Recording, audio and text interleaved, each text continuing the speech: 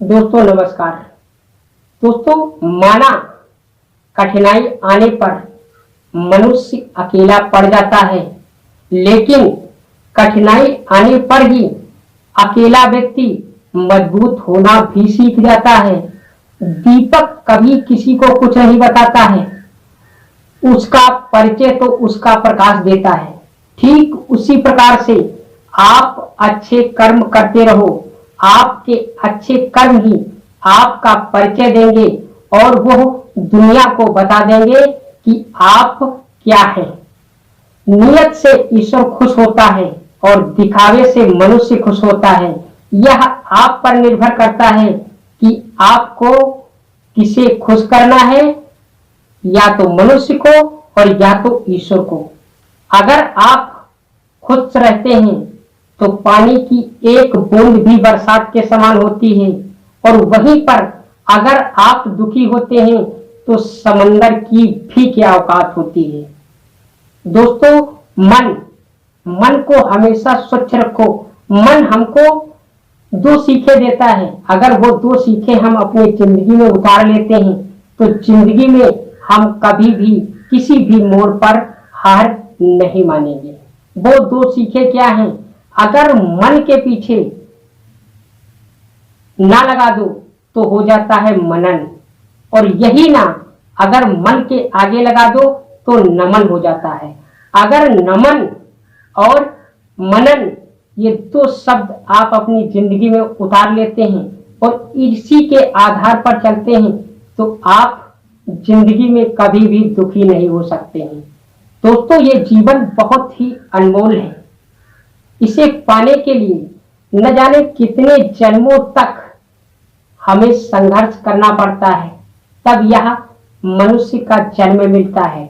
और यहीं पर अगर इस मनुष्य देह को हम सिर्फ भोग और अपनी खुशी और अपना घर, अपना परिवार बनाने में लगा देते हैं और भगवान के नाम का स्मरण नहीं करते हैं, तो ये सोचो तुम्हें कितने जन्मों तक फिर पाप भोगने पड़ेंगे।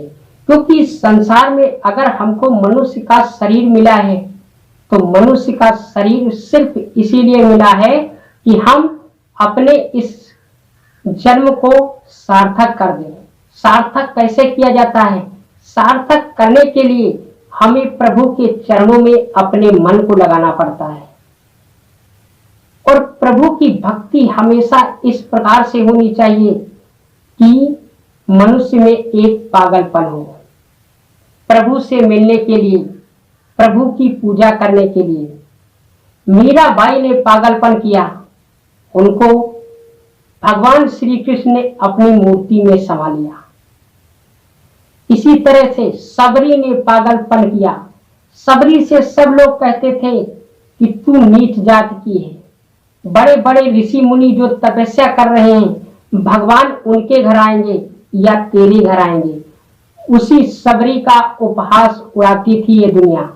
परंतु सबरी बस भगवान से यही कहती थी कि हे प्रभु, ये दुनिया कह रही है कि तुम हमारे घर नहीं आओगे क्योंकि मैं नीच कुल की हूँ। क्या यह बात सत्य है प्रभु?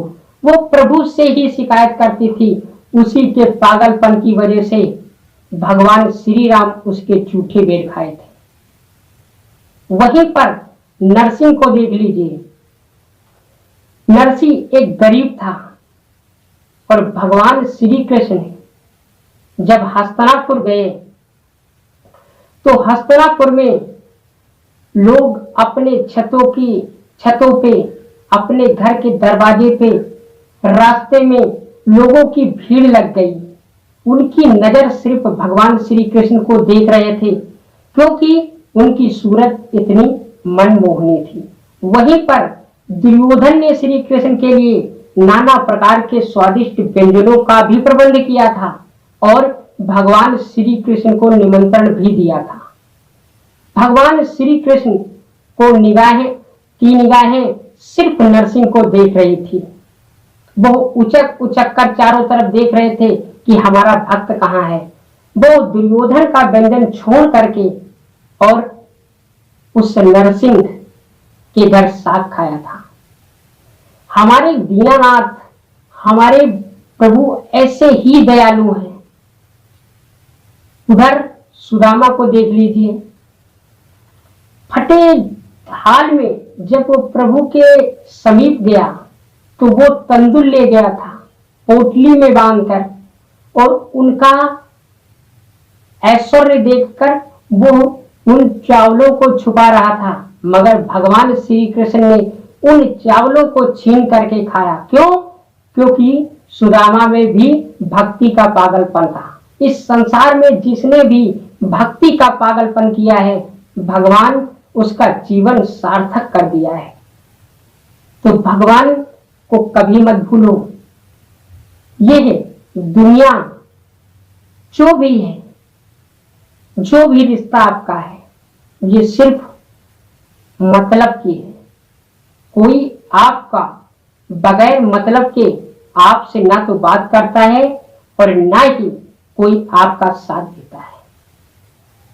सिर्फ वो करुणा निधान भगवान ही ऐसा है जो बिना मतलब के हम लोगों को अपनी शरण में ले लेता है। तो दोस्तों, यह था आज का वीडियो। अगर वीडियो पसंद आया हो तो वीडियो को लाइक कर देना और हमारी चैनल को सब्सक्राइब कर देना, ताकि हमारी आपकी मुलाकात रोजाना यूं ही होती रहे। दोस्तों, जय श्री राधे।